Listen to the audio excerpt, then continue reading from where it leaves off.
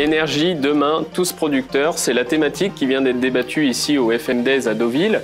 Alors, panneaux photovoltaïques, bâtiments à énergie positive, finalement, est-ce que les immeubles deviendront des centrales miniatures pour eux-mêmes ou, voire, pour leur quartier? C'est ce dont on va parler maintenant et pour cela, je reçois Alice Chounier. Bonjour à vous. Bonjour Alexandre. Alors on le sait aujourd'hui, le coût de l'énergie est en augmentation constante et il risque de continuer à l'être pendant encore quelques temps. Du coup, au regard de cela, est-ce que les énergies alternatives sont devenues beaucoup plus rentables, y compris les travaux d'installation de ces énergies? Tout à fait. En fait, la réponse est dans la question, vous l'avez dit vous-même. À partir du moment où l'énergie, de façon générale, augmente, être producteur local d'énergie, donc indépendant d'une certaine façon, ça permet de faire encore plus d'économies. Alors on reviendra un peu plus tard sur le rôle que peut avoir un bâtiment producteur d'énergie pour son quartier. Alors Mathieu, la Maïf a justement lancé des travaux de géothermie. Alors c'est dommage, vous ne connaissiez peut-être pas la géoénergie développée par Géosophie. Est-ce que ce projet-là que vous avez lancé, c'était une opportunité pour profiter de la rentabilité de ces énergies alternatives? Au-delà de la rentabilité, c'est surtout l'empreinte que l'on a sur l'environnement au sens général. Et donc, une solution vertueuse et qui préserverait l'environnement était de fait beaucoup plus attractive pour nous. Dans le sens où l'énergie disponible que nous avions, en tout cas sur le site de Niort, nous permettait justement de pouvoir répondre à un besoin, à la fois sur la partie chauffage et rafraîchissement du site, et de manière vertueuse.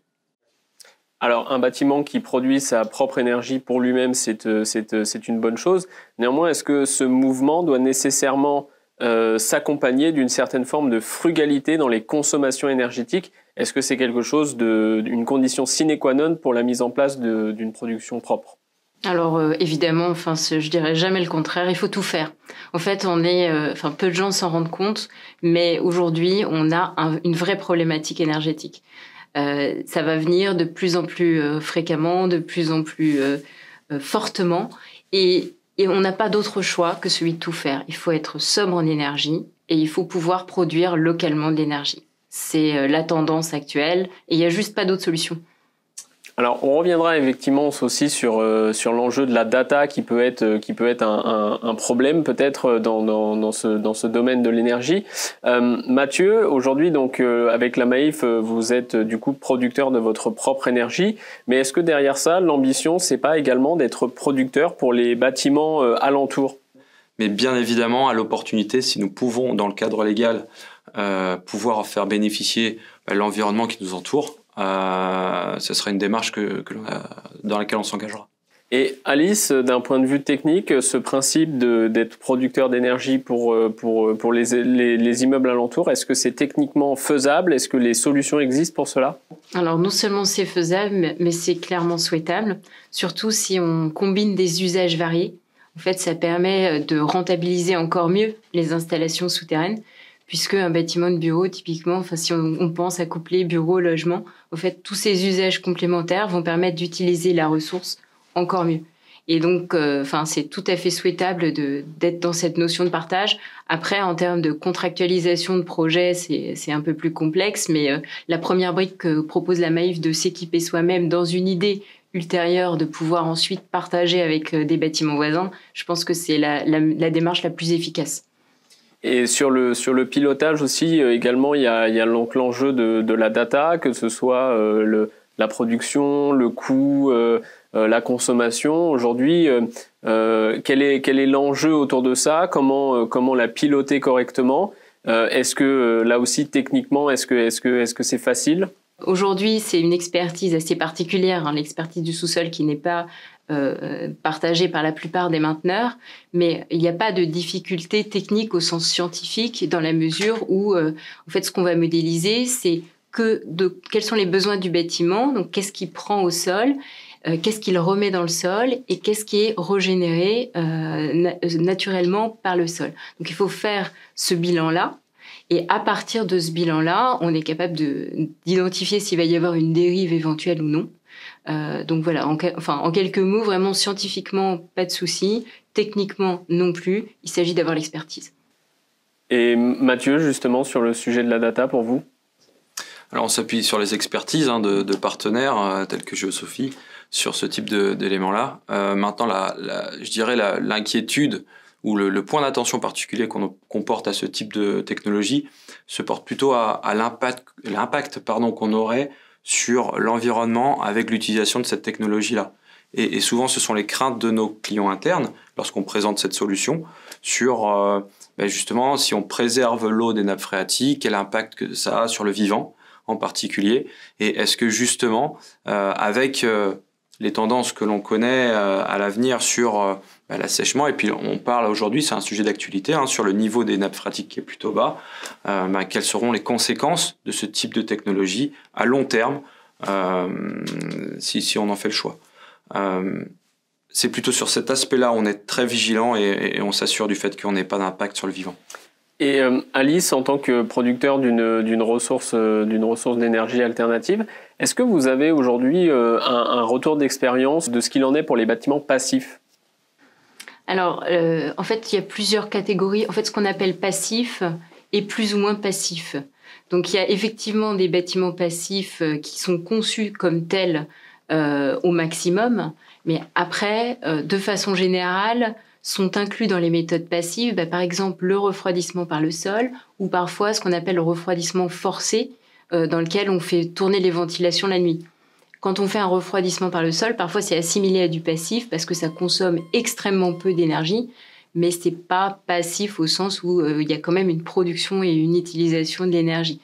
Donc mon point, c'est plutôt un point de vocabulaire. Qu'appelle-t-on réellement passif ? Soyons vigilants sur cela. Et ensuite, la production locale peut naturellement s'intégrer dans un projet très peu énergivore, du moins s'approchant de la passivité. Et alors, pour synthétiser un petit peu l'ensemble des échanges et pour répondre à la question initiale, à savoir est-ce que les bureaux deviendront de mini-centrales ? Quelles sont les solutions qui pourront être développées ? Aujourd'hui, on le sait, il y a des panneaux photovoltaïques, la géothermie, géoénergie, etc. Mais quelle est l'étape d'après ? Est-ce qu'il peut y avoir d'autres formes d'énergie qui peuvent être amenées à se développer ? Mathieu ? En tout cas, c'est plus qu'une tendance, je dirais, c'est l'avenir. L'autoconsommation, pour nous, est une stratégie, je dirais, sur la dépense énergétique et l'empreinte énergétique que l'on a, associée à deux autres pans, je dirais, de cette stratégie-là, qui est l'achat de l'énergie, bien évidemment, et les investissements que l'on fait. Donc, bien évidemment, c'est un des pans stratégiques que l'on a au niveau de la rénovation énergétique de nos sites. Reste la problématique du stockage désormais. Aujourd'hui, on n'a pas de solution, en tout cas technologique, qui y réponde. Je suis tout à fait conscient sur le fait qu'à l'avenir, on en trouvera. Mais ça reste le point sur lequel on a à travailler pour pouvoir à la fois répondre à nos besoins et adapter les courbes de charge et gérer les courbes de charge de nos bâtiments. Donc là-dessus aussi, une marge de progrès et d'innovation. Alice ? Oui, alors c'est vrai que du coup, je vais rebondir déjà sur cet aspect de stockage, parce que là, quand on parle de stockage, on pense à la problématique des énergies renouvelables électriques, qui est réelle, intermittente, qui nécessite un stockage. Il se trouve que la géoénergie n'est pas intermittente et peut même servir de vecteur de stockage pour du solaire thermique. Alors c'est une autre grande inconnue en France, qui pourtant dans certains pays est largement développée. Et en fait, c'est quoi le solaire thermique ? C'est aussi simple que le sous-sol, sauf que c'est sur le toit. On met un tuyau sur le toit qui capte la chaleur du soleil. Alors il va plus la capter l'été, mais le sol, avec son inertie, peut servir du coup de réservoir de cette chaleur pour l'hiver suivant. Et on peut donc ainsi, de cette façon-là, avec ces énergies thermiques locales, faire des systèmes qui se stockent grâce au sous-sol. Donc ça, c'était pour la partie stockage. Après, votre question était plus vaste puisque vous demandiez est-ce que tous les bâtiments peuvent être producteurs d'énergie ?